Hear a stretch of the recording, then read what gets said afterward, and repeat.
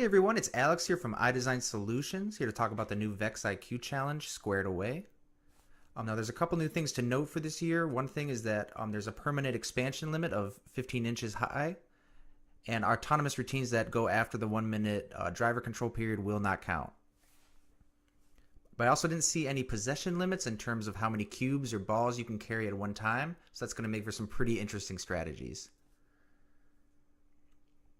Now, balls are scored inside the cube are worth 1 point, and balls scored on top of the cubes are worth 2 points. And they're pretty easy just to drop right in from above.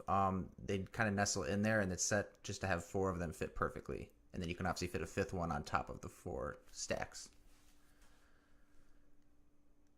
If you can see in the back, I think the highest point you have to reach is getting that green cube up on the center platform. So that's something to note.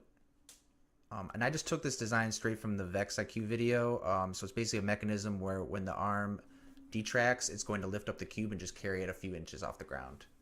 And as long as the cube is anywhere in the corner, it's going to be scored. But I think it might be beneficial to have it pushed directly in the corner. That way it's not shifting around and knocking balls over.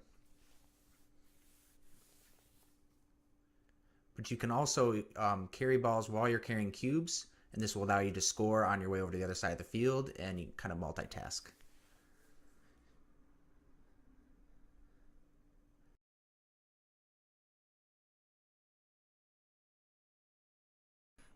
Alright, and so here we have a full score of 170 points with all 7 cubes in position and all 35 balls high stacked.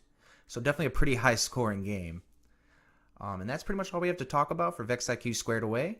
Just a friendly reminder that iDESIGN Solutions does offer summer VEX IQ training and V5 training. So if you ever have questions about robot design, programming, or anything else under the sun, we're here to help. And you can find all the details on our website. Thanks for watching.